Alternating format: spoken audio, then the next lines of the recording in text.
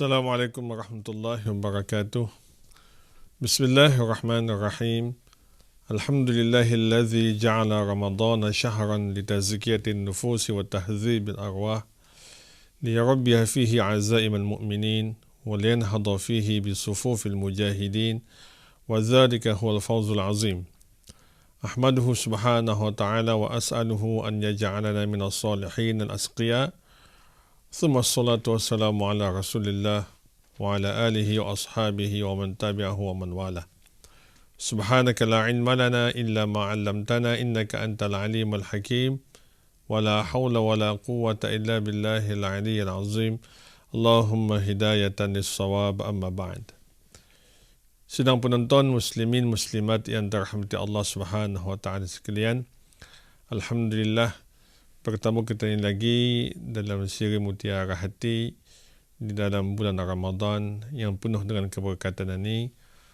Saya mendoakan mudah-mudahan kita sekalian sentiasa dalam perlindungan rahmat Allah Subhanahu wa taala dan dipermudahkan bagi melakukan apa juga amal ibadat serta ketaatan, dan juga mudah-mudahan diterima oleh Allah Subhanahu wa taala sebagai amal yang saleh buat kita sekalian. Para penonton muslimin muslimat yang dirahmati Allah, kali ini kita ni hendak bercakap mengenai dengan menyantuni ataupun berbuat baik kepada anak yatim. Seperti mana yang kita ni tahu, kelaziman kita ni di Brunei ini apabila saja menjelang ketiban Ramadan akan sering kita melihat di sana sini, baik di jabatan-jabatan kerajaan maupun syarikat swasta maupun persendirian atau di mana-mana kita melihat akan banyak diadakan aktiviti bagi meraikan dan juga menghulurkan bantuan kepada golongan anak-anak yatim ini. Jadi alhamdulillah, ini adalah satu adat kebiasaan yang baik untuk kita teruskan. Apatah lagi dalam bulan Ramadan ini kita semua tahu semua nilai pahala kebajikan adalah dilipat gandakan oleh Allah Subhanahu wa taala berbanding dengan bulan-bulan yang lain. Ingin saya kongsikan pada kesempatan ini tentang kelebihan dan keutamaan bagi kita ni berbuat baik kepada anak yatim ini. Allah menyebutkan dalam firman-Nya dalam surah Al-Baqarah pada ayat yang ke-220. A'udzubillahi minasyaitonir rajim. Wa yas'alunaka 'anil yatama qul islahul lahum khair wa in tukhalituhum fa ikhwanukum. Maksudnya, dan mereka bertanya kepadamu wahai Muhammad tentang golongan anak yatim. Maka katakanlah kepada mereka itu bahwasanya menguruskan anak yatim itu adalah sesuatu hal yang patut dilakukan dengan cara yang baik.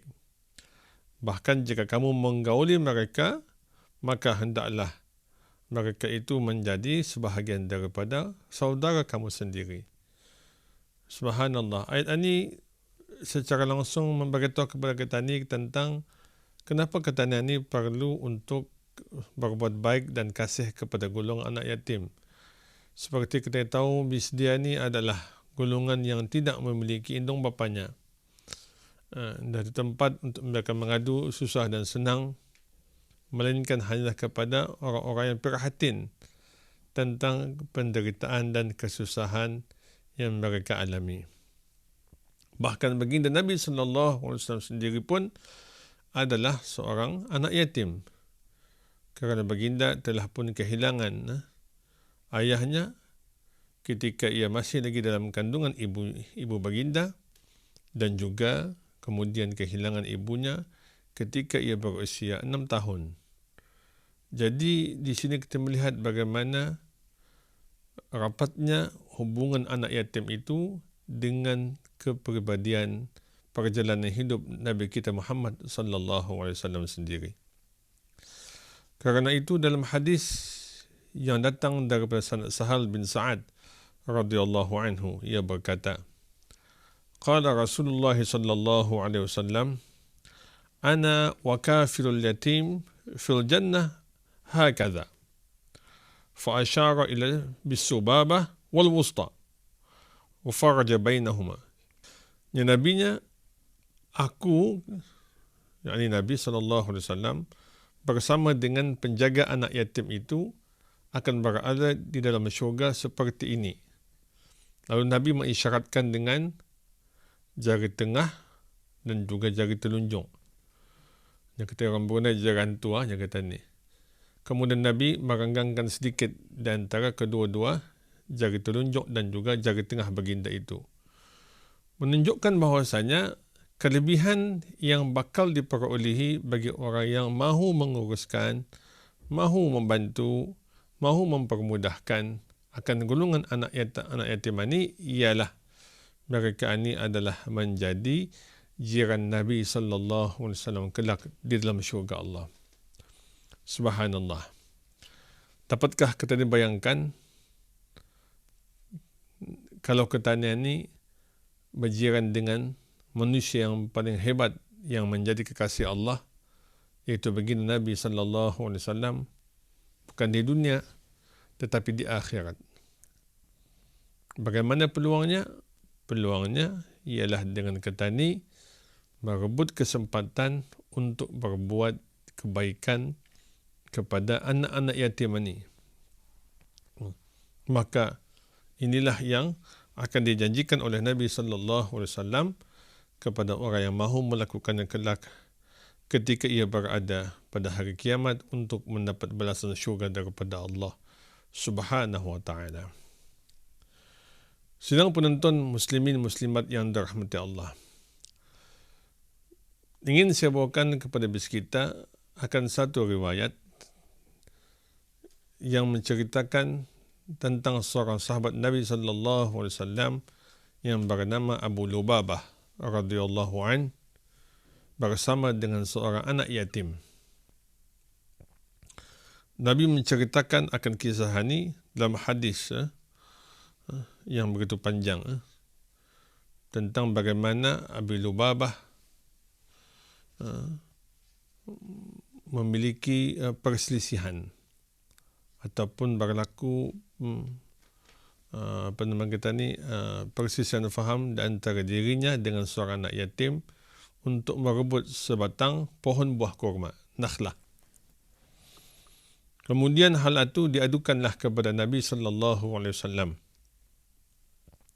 Lalu bila diadukan kepada Nabi dan disiasat, maka diputuskan bahawasanya sememangnya pohon buah kurma itu adalah milik kepada sahabat Abu Lubabah radhiyallahu an. Kemudian Nabi bertanya kepada Abu Lubabah supaya menyerahkan pohon kurma itu atau menghadiahkannya kepada anak yatim.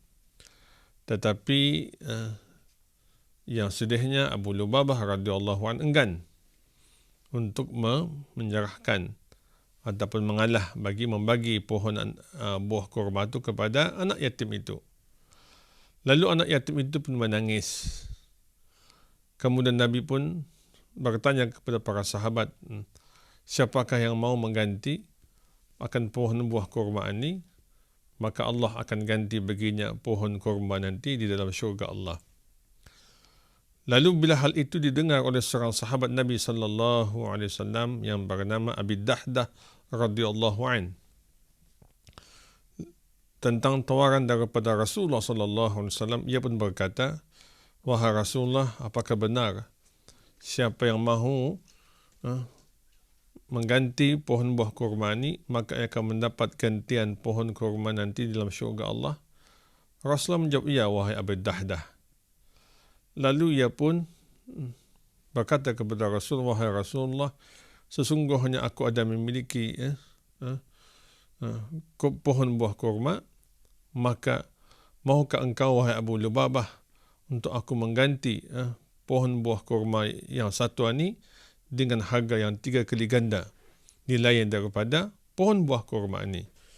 Dalam setengah riwayat disebutkan nilainya adalah 600 pohon buah kurma bagi mengganti satu batang pohon buah kurma yang hendak diserahkan kepada anak yatim itu. Lalu Abu Lubabah radhiyallahu an pun tentulah bersetuju dengan tawaran yang sedemikian. Lalu maka pohon kurma itu pun diserahkanlah kepada anak yatim itu, lalu ia pun merasa gembira kerana dapat memilikinya. Maka di sinilah kita melihat nilai seorang manusia yang sanggup berkorban dengan kelebihan harta yang dimilikinya semata-mata untuk mendapatkan kelebihan daripada Allah Subhanahu Wa Taala dan ganjaran yang berlipat ganda nanti di syurga Allah pada hari kiamat. Maka bagi kita ni, dalam suasana berada dalam bulan Ramadan ini, marilah kita ni berebut peluang, kesempatan untuk kita ni sama-sama berkongsi nikmat rezeki yang kita ni ada. Jika kita ni sedikit sebanyak, apa yang kita ni boleh kongsikan dengan bisdia, maka berikanlah. Mudah-mudahan apa yang kita ni sumbangkan, dermakan, hadiahkan, ataupun apa juga perbuatan kita ni menyamankan hati anak yatim ini, hatta hanya dengan mengusap rambutnya pun dengan perasaan kita ni sayang kepadanya, mudah-mudahan yang demikian itu akan mendapat sebaik-baik ganjaran nanti di sisi Allah pada hari kiamat. Dan mudah-mudahan kita inilah akan juga terpilih menjadi sebahagian daripada jiran Nabi SAW di dalam syurga Allah dengan kelebihan kita ni berbuat kebaikan kepada anak yatim, khususnya dalam bulan Ramadan Al-Mubarak ini. Mudah-mudahan Allah sentiasa merahmati kita ni dan menerima amalan kita ni sebagai sebaik-baik amalan di sisinya. Allahumma amin ya rabbal alamin. Maka sekian dulu pada kali ini, mudah-mudahan ada manfaat dan kebaikan. Aqulu qawli hadza wa astaghfirullahal azim li wa lakum wa billahi taufiq wal hidayah. Wassalamualaikum warahmatullahi wabarakatuh.